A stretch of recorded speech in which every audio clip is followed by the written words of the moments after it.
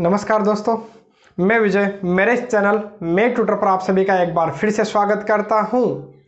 आज हम स्टार्ट करेंगे जो अपनी प्रश्नावली थी समतलीय आकृतियां, जो अपना चैप्टर था, जो रीड सिलेबस अपना चल रहा है, तो उसमें अपने समतलीय आकृतियां शुरू की थी। समतलीय आकृतियां क्या होती है तो वो अपन ने देखा था। उसमें सबसे पहले मैंने शुरुआत की थी त्रिभुज की।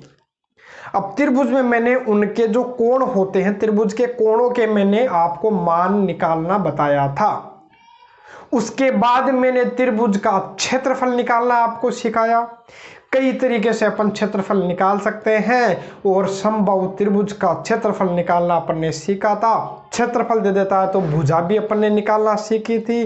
ऊंचाई अपन ने निकालना सीखी थी किसी त्रिभुज की। आज अपन कर लेते हैं त्रिभुज में जो अंतिम चीज बची है वो है सर्वांग समता। तो सर्वांग समता में आपको बता देता हूं। उसके बाद अपने पास बचेगा चतुर्भुज और एक वृत्त। तो एक नेक्स्ट वीडियो लेक्चर में अपना जो समतलीय आकृतियां उसको ही अपन क्या कर लेंगे, खत्म कर लेंगे। तो आज जो वीडियो है उसमें अपन सर्वांग समता के बारे में देखेंगे कि सर्वांग समता होती क्या है। सर्वांग समता, सर्वांग समता है ना। तो सर्वांग समता क्या होती है वो अपन देख लेते हैं कॉन्ग्रुएंसी है ना, कि कोई भी दो त्रिभुज या कोई भी दो आकृतियां सर्वांग सम कब होगी। देखो यहां आपको नाम से समझ में आ रहा होगा, सर्व अंग समान। सर्व अंग समान अपने केवल त्रिभुज की बात है तो केवल त्रिभुजों की बात करेंगे। यदि कोई भी जो दो त्रिभुज है, कोई भी दो त्रिभुज अपने पास, एक त्रिभुज ये बन गया और एक त्रिभुज और बना लेता हूं। चलिए ये बना लेते हैं। दो त्रिभुज मैंने बना लिया। ये मान लो ए बी सी, ये अपना पी क्यू आर। ये दोनों त्रिभुज सर्वांग सम है या नहीं, ये पता लगाने के लिए अपने पास कुछ गुणधर्म है तो उनको अपन सीखेंगे। उससे पहले मैं आपको ये बता दूं कि यदि ये दोनों आकृतियां सर्वांग सम है, सर्वांग सम का मतलब ये होता है सर्व अंग समान, सभी अंग समान हो, मतलब सभी भुजाएं परस्पर बराबर हो। जैसे यदि इसमें मान लो ये 10 सेमी या मान लो कि ये 6 सेमी की है तो ये भी अपनी 6 सेमी हो। यदि ये 5 सेंटीमीटर है तो ये वाली 5 सेंटीमीटर हो, और यदि ये अपनी मान लो 3 सेंटीमीटर है तो ये भी अपनी 3 सेंटीमीटर होनी चाहिए। और इसके जो संगत कोण है वो बराबर होने चाहिए। एक तो काम क्या किया कि सभी भुजाएं, संगत भुजाएं बराबर है, जिसमें ये 6 है तो ये भी 6, ये 5 है तो ये भी 5, ये 3 है तो ये भी 3, और संगत कोण बराबर होते हैं। जैसे मैं ले लेता हूं, यदि यह कोण ए है तो यहां पर कोण पी ये बराबर रहेगा। ये मान लो 30 डिग्री है तो ये भी 30 डिग्री रहेगा। ये मान लेता हूं ये अपना 70 डिग्री है तो ये भी 70 डिग्री रहेगा, कोण बराबर रहेंगे। और यदि ये मान लो 80 डिग्री है तो ये भी अपना 80 डिग्री होगा। तो संगत कोण भी बराबर होते हैं। यदि कोई भी दो आकृतियां सर्वांग सम है तो उनकी संगत भुजाएं बराबर होती है और सभी कोण भी परस्पर बराबर होते हैं, भुजाएं भी बराबर और कोण भी बराबर। तो उन आकृतियों को अपन क्या बोला करते हैं भाई, सर्वांग सम आकृतियां बोला करते हैं। यहाँ त्रिभुजों की बात है तो उनको अपन सर्वांग सम त्रिभुज बोलेंगे। तो ये दोनों त्रिभुज कैसे है भाई, सर्वांग सम। त्रिभुज एबीसी और त्रिभुज PQR, दोनों त्रिभुज कैसे हो गए, सर्वांग सम। और ये सर्वांग समता का चिन्ह होता है, ये ध्यान रखिएगा। ये बीच में ये जो चिन्ह लगा रखा है ये किसका चिन्ह है भाई, सर्वांग समता का। तो याद रखिएगा कोई भी दो आकृतियां सर्वांग सम तभी होगी जब उनके संगत भुजाएं बराबर हो और संगत कोण बराबर हो। अब अपन देखते हैं कि सर्वांग समता सिद्ध करने के जो गुणधर्म है, जो नियम है, वो कौन कौन से। सबसे पहले मैं आपको बताऊं, सबसे पहले सर्वांग समता का अपने पास जो गुणधर्म है वो है भुजा भुजा भुजा, एस एस एस। इसको अपन भुजा भुजा भुजा भी बोला करते हैं, भुजा भुजा भुजा नियम भी बोला करते हैं। इसका मतलब है यदि कोई भी दो त्रिभुज अपने पास है, यदि कोई भी दो त्रिभुज अपने पास है, दिए हुए है, ये मान लो कैसे भी है, नाम आप दे लीजिएगा अपने मन से, समय में खराब नहीं करूंगा, आगे भी मैं डायरेक्ट करूंगा ना।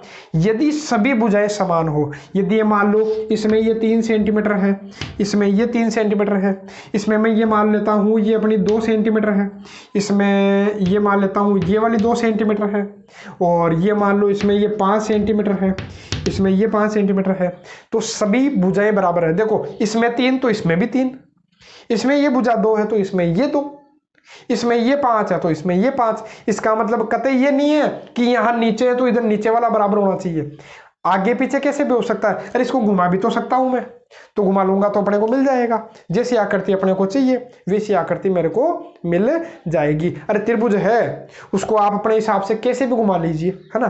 तो अपना ऐसा टेंशन में नहीं आना है कि यहाँ तो ये 3 है इधर तो ये 3 है ही नहीं, कोई बात नहीं।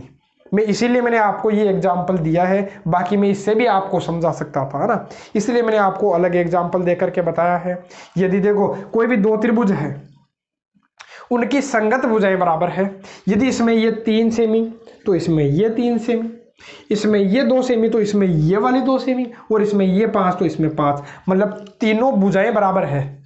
भुजाएं बराबर हो तो उस नियम को अपन क्या बोलते हैं भाई, भुजा भुजा भुजा नियम।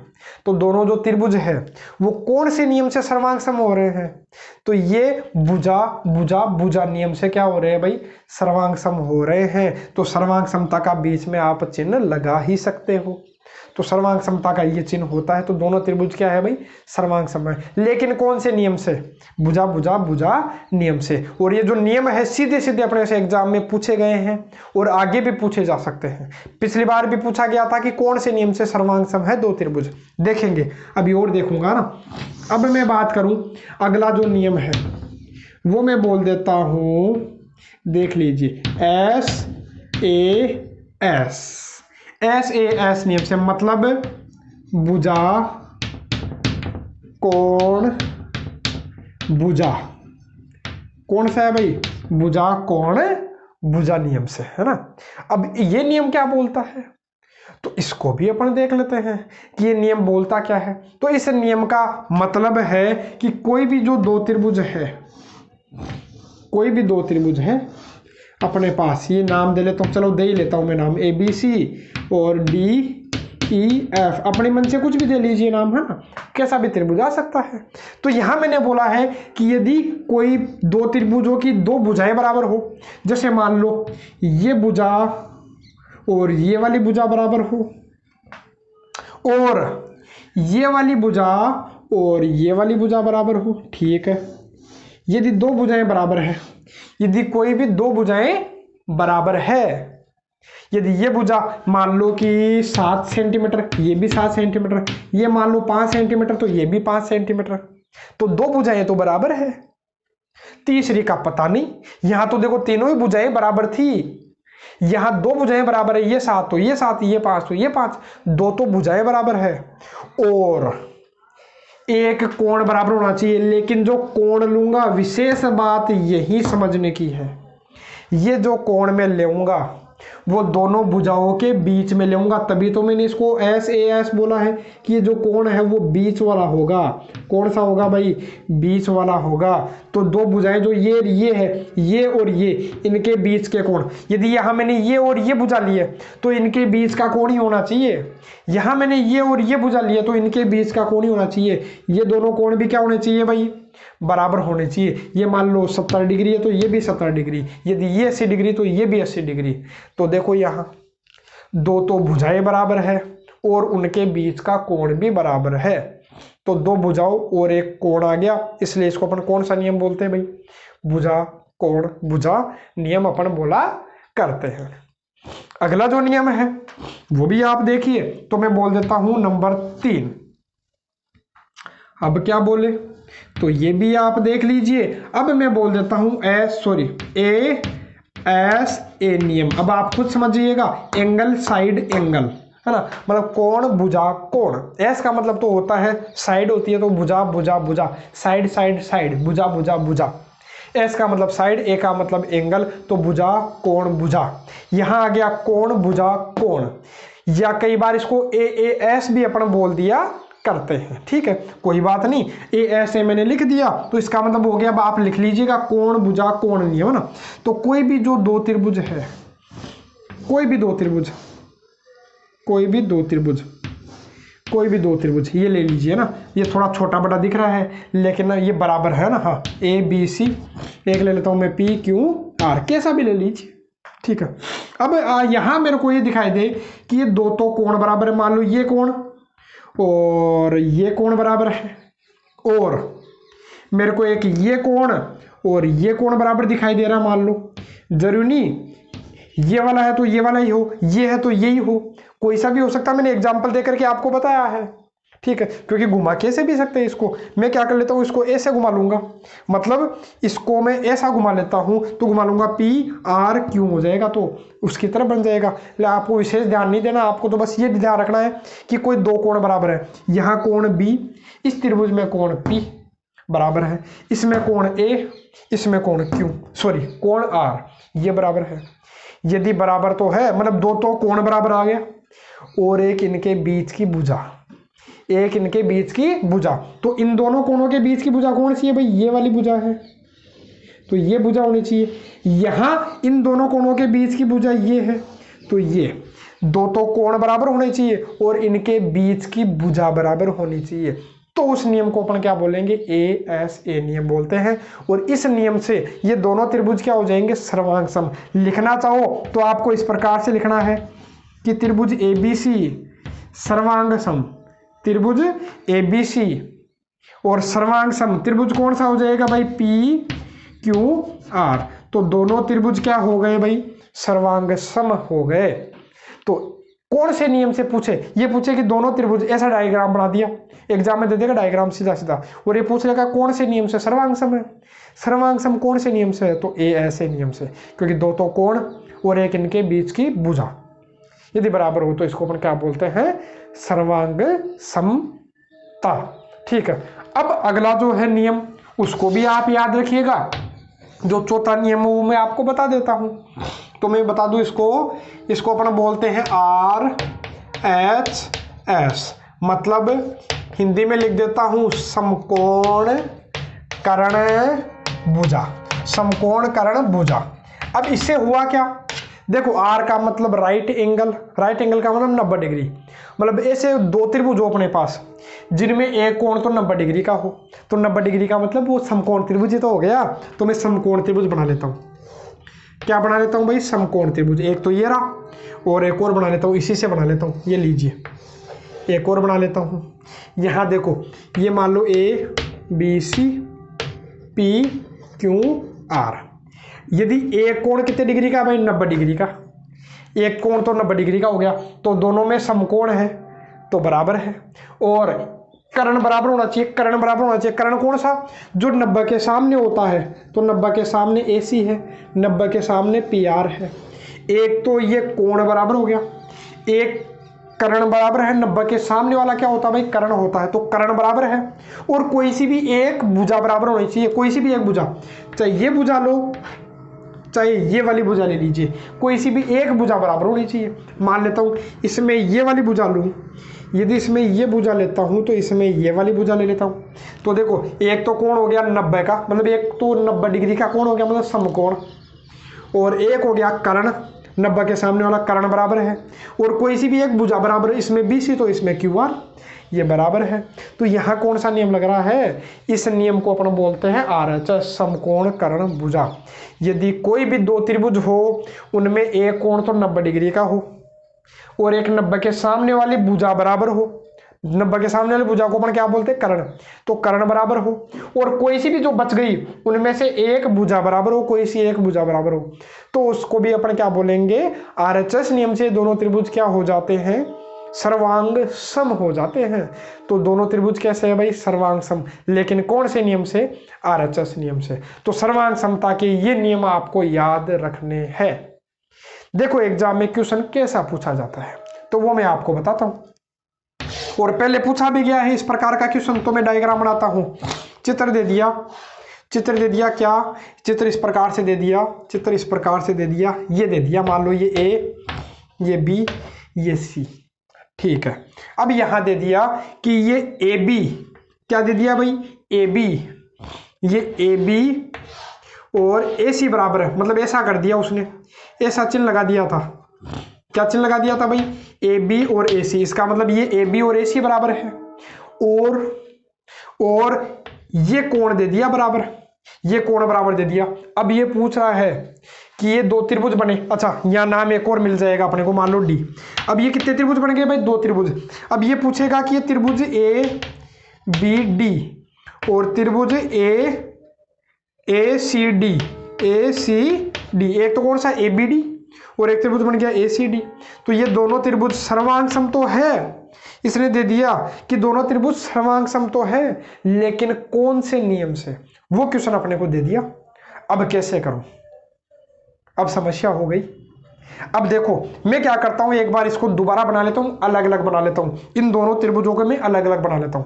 तो अलग अलग बनाऊंगा, ए बी डी मैं छोटा सा बना लेता हूं, ए बी डी इधर बना लेता हूं मैं, ए बी डी ये वाला त्रिभुज, ये लीजिए, ये हो गया ए बी डी, ये वाला त्रिभुज बना लिया, छोटे रूप में बनाया मैंने, है ना।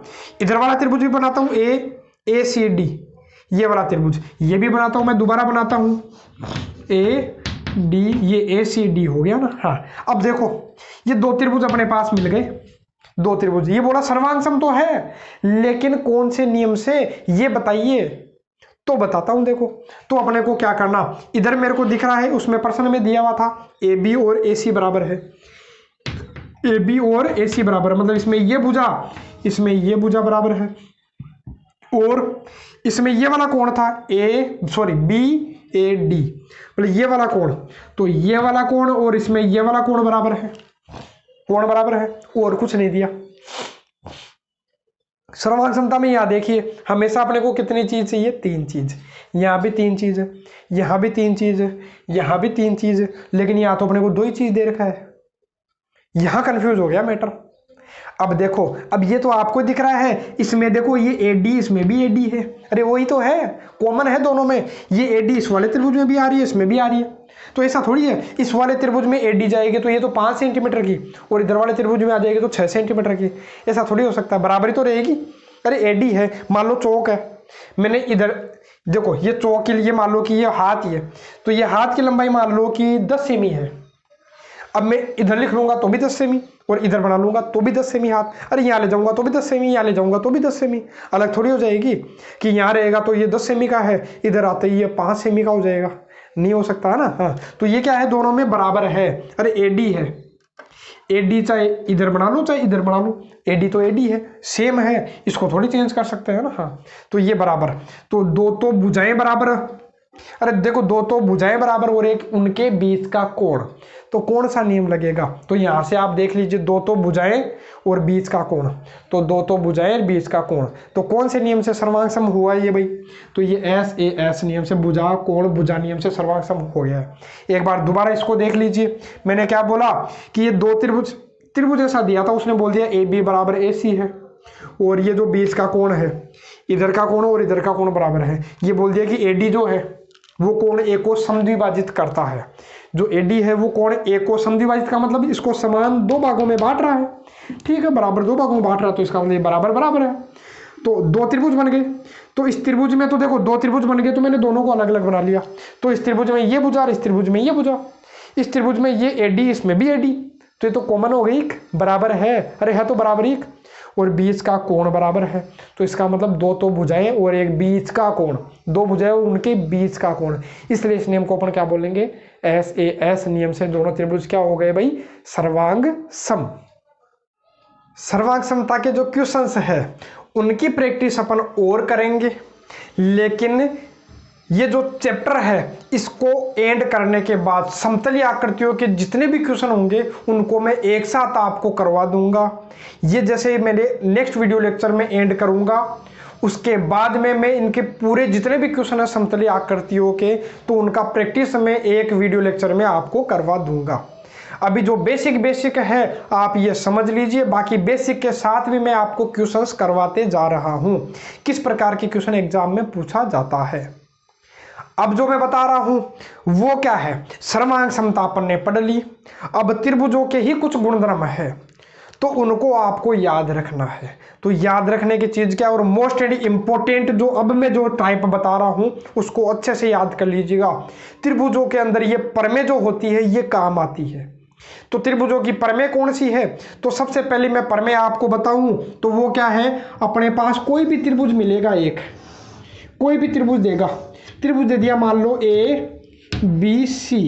मोस्ट इम्पोर्टेंट ये जो टाइप है अच्छे से इसको करके जाइएगा, एग्जाम पॉइंट ऑफ व्यू से बड़ा ही मोस्ट इम्पोर्टेंट ये टाइप है।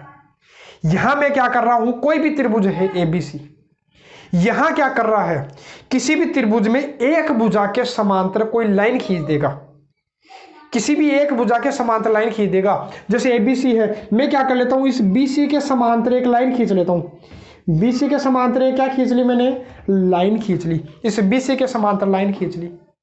चलिए ठीक है, मैंने लाइन तो खींच ली, अच्छी बात है, लाइन खींचना अच्छी बात है। अब मैं क्या करूं, अब ये क्या करेगा, इसने ये लाइन खींच ली, इसको मैंने नाम दे दिया, मान लो DE दे दिया, या मान लो मैं MN दे दूंगा, कोई बात नहीं। अब ध्यान रखना, यदि किसी भी त्रिभुज की एक भुजा के समांतर कोई लाइन खींचोगे, किसी भी एक भुजा के समांतर कोई लाइन खींचोगे, तो बाकी दो भुजाएं जो है, बाकी जो दो भुजाएं हैं AD और AC, अरे जो AD और AC है ये इसको क्या कर रही है, काट रही है। अरे जो समांतर जो लाइन खींची है वो क्या कर रही है, इन दो भुजाओं को काट रही है।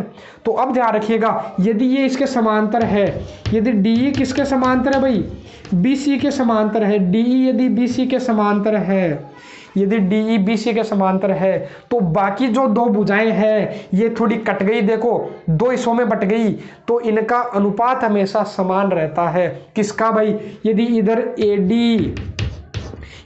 AD और DB देखूं मैं, अरे ये तो बट गए, इधर कितने हिस्सों में बटी है, तो AD और एक DB में बट गई, और इधर वाली जो है वो किस में बट गई भाई, AE और EC में, तो इनका जो अनुपात है वो समान रहता है। याद रखिएगा, किसी भी त्रिभुज की एक भुजा के समांतर खींची गई रेखा अन्य दो भुजाओं को समान अनुपात में विभाजित करती है।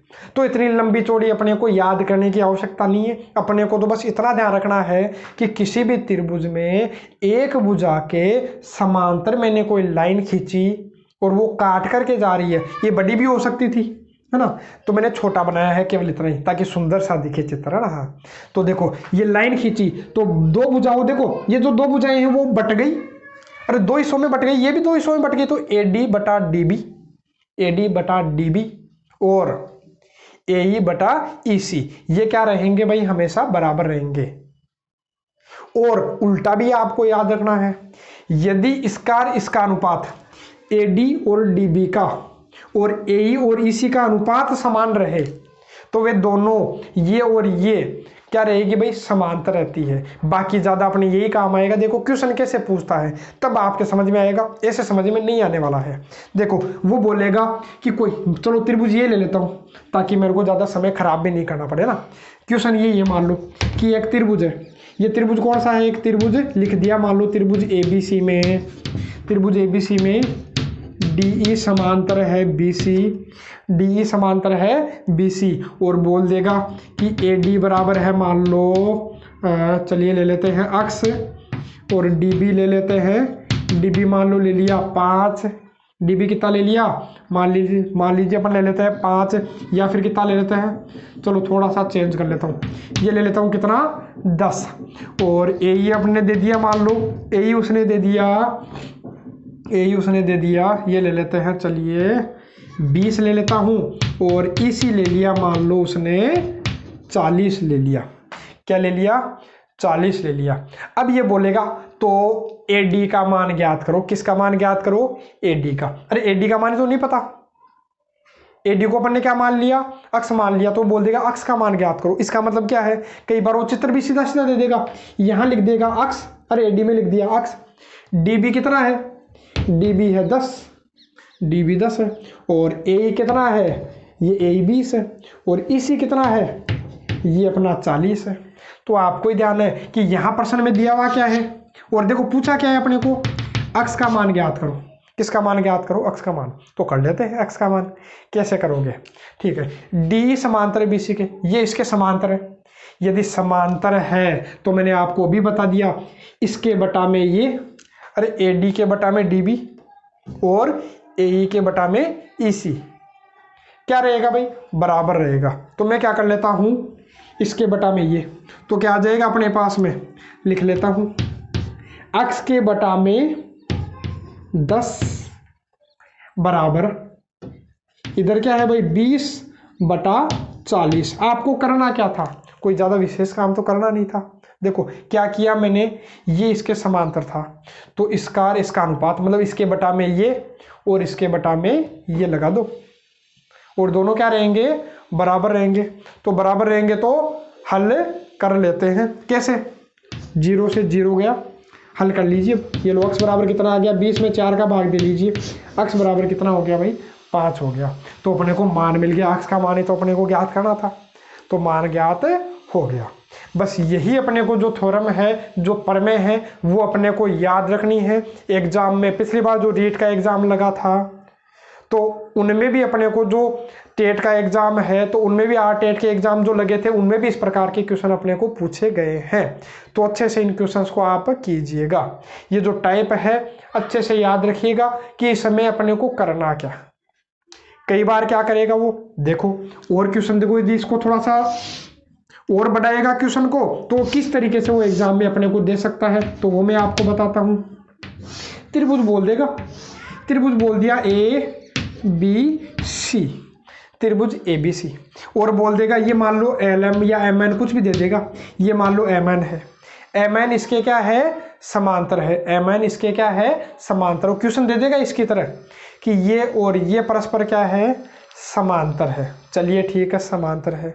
और ये बोल देगा जैसे मान लो ये दे दिया, मान लो x-1, ये दे दिया मान लो x-2, चलिए ठीक है, ये दे दिया x-2, ये दे दिया 2x + 1, ये दे दिया मान लो x + 3। इस प्रकार से अपने को दे दिया,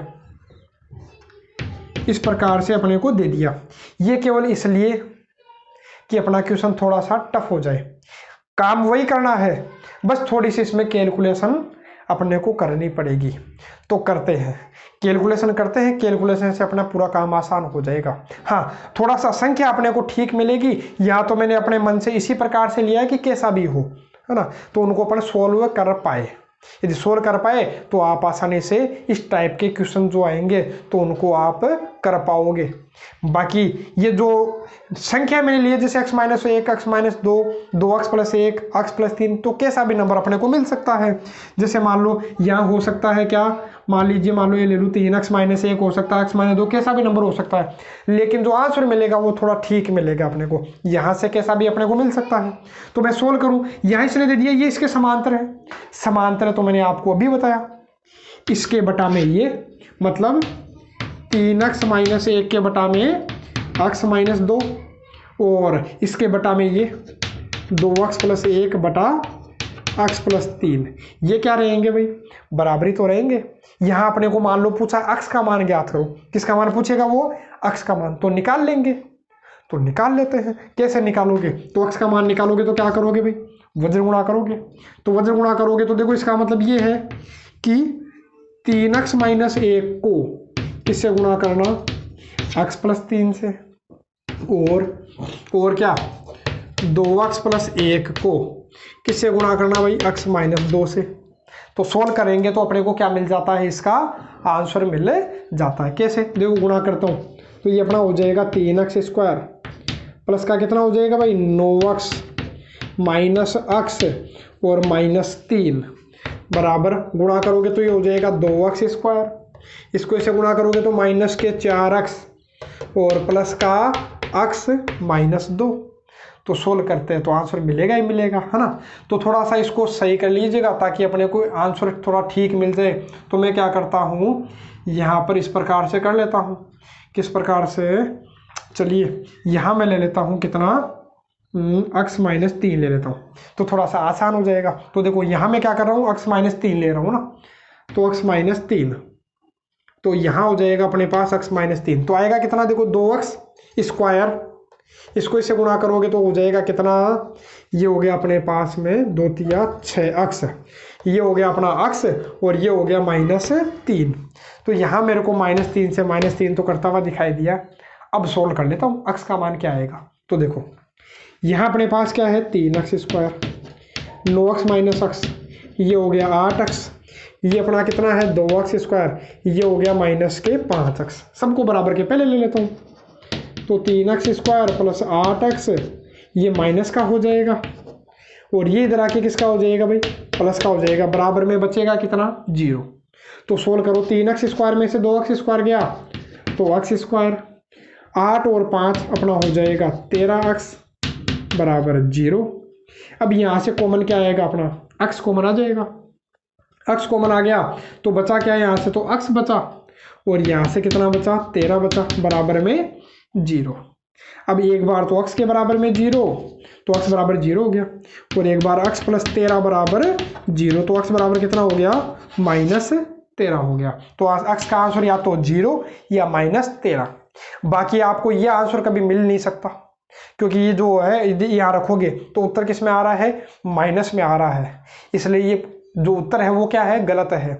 लेकिन फिर भी आपको तरीका समझ में आना चाहिए। यहाँ संख्या ये आपको थोड़ी ठीक मिलेगी, वहाँ से आपको अक्स का मान अपने आप ही किस में मिलेगा भाई, प्लस में मिलेगा। हाँ, तरीका मैंने बता दिया कि इस तरीके से आपको सोल्व करना है, तो इस तरीके से आप सोल्व कर सकते हो। बस पैटर्न आपको समझ में आना चाहिए था। केवल एक ही चीज़ मैंने बताई थी, यदि इसके समांतर ये लाइन है तो इसके बटा में ये और इसके बटा में ये, इसके बटा में ये और इसके बटा में ये लगा दीजिए, और वज्र गुणा करके आप सोल्व कर लोगे तो आपको क्या मिल जाएगा, आंसर मिल जाएगा। वज्र गुणा तो आपको करना आता ही है, अरे कैलकुलेशन तो सीखी है, ज़्यादा नहीं तो थोड़ा बहुत काम तो आपको आता ही होगा। तो कैलकुलेशन जब करोगे तो आपको आंसर मिल जाएगा। जैसे यहाँ आप देखना चाहो आंसर क्या, तो अक्स का मान ये ही क्या हो गया, अक्स का मान 1 हो गया 0, एक अक्स का मान क्या हो गया -13। कोई सा भी आप ले सकते हो, जो ऑप्शन में आपको मिले उसी के आपके टिक लगाना है। बाकी मैं आपको बता दूं कि अक्स का मान वही लेंगे जो यहां रखने पर सभी मान किसके आए, प्लस के। देखो 0 रखने पर इसके कोई दिक्कत नहीं है, 0 रखोगे तो 1 आ गया, कोई दिक्कत नहीं है। 0 रखोगे तो इसके भी कोई दिक्कत नहीं है। 0 रखोगे तो इसके दिक्कत आ गई, 0 रखोगे तो हो गया -1। कभी दूरी माइनस में नहीं होती, इसलिए ये आंसर तो वैसे ही गलत हो गया। यहाँ देखो -13 रखोगे तो -13 रखने पर इसको भी दिक्कत है, इसको भी दिक्कत है। यदि किसी एक को भी दिक्कत है तो वो अपने को लेना ही नहीं है। जैसे -13 में रख दूं तो -13 दूना 26, -26 और +1 -25, तो दूरी कभी माइनस में होती नहीं है। तो इसका मतलब ये क्या हो गया, गलत हो गया। तो न तो ये आंसर न ये आंसर, तो अपने को ऑप्शन में मिलेगा इनमें से कोई नहीं। हाँ, यदि सोल्व करने पर अपने को मिल जाता है ऐसे, अक्स बराबर मिल जाता 5 और 1 मिल जाता -4, तो -4 वाला तो वैसे गलत हो जाता है। यहाँ माइनस वाला नहीं ले नहीं सकता, क्योंकि जब रखोगे तो इसको भी दिक्कत हो रही है। -4 + 3 -1 हो गया, गड़बड़ हो गया। दिक्कत इसको भी हो रही है, इसको भी हो रही है, सभी को दिक्कत हो रही है, तो क्यों लूँ। अरे जिससे समस्या हो तो वो अपने को रखना ही नहीं है। समस्या किससे नहीं है, 5 से नहीं है, क्योंकि 5 रखने पर कोई दिक्कत नहीं हो रही, चाहे कहीं पर भी रख लो। 5 रखने पर इनको तो वैसे दिक्कत नहीं होगी। यहाँ रखो, देखो 5 थी 15, 15 - 1 14 हो गया। जैसे 5 यहाँ रखोगे तो 5 - 3 कितना हो गया, 2 हो गया, तो इसको भी कोई दिक्कत नहीं है। हाँ, यदि ऑप्शन में अपने को ये मिलता तो अपना ये क्या हो जाता, आंसर। देखो ऐसे नहीं, मतलब ये सोल्व करने पर यदि अपने को आंसर मिलते, जैसे यहाँ मिला 0 और -13, तो ऐसे ही आपको क्या मिल जाता, मान लो सोल्व करने पर ऐसा मिल जाता, x बराबर 5 आ जाए और x बराबर -4 आ जाए, तो ये वाला तो कैंसिल हो गया, तो आंसर कौन सा हो जाता, 5 हो जाता। तो इस तरीके से अपन क्वेश्चन को क्या कर सकते हैं, सोल्व कर सकते हैं। जो त्रिभुज है, त्रिभुज की प्रमेय मैंने आपको बता दी है, तो इस प्रमेय को आप ध्यान में रख करके सोल्व कर लीजिएगा। अब अपन जो नेक्स्ट वीडियो लेक्चर है उसमें अपन करेंगे जो अपने समतलीय आकृतियों में, जैसे चतुर्भुज हो गया, वृत्त हो गया, थोड़ा बहुत त्रिभुज का जो अपने क्वेश्चंस है उनको तो अपन किस में कर लेंगे भाई, जो प्रैक्टिस सेट में आपको करवाऊंगा उसमें आपको और टाइप में करवा दूंगा। वहाँ से 1-2 टाइप और है तो वो आपके और समझ में आ जाएंगे। बाकी इतना आपको यदि समझ में आ गया तो त्रिभुज का कोई भी क्वेश्चन अपना गलत नहीं होगा। आज के लिए केवल इतना ही। नेक्स्ट वीडियो लेक्चर में करेंगे अपन समान जो भी चतुर्भुज है और वृत्त।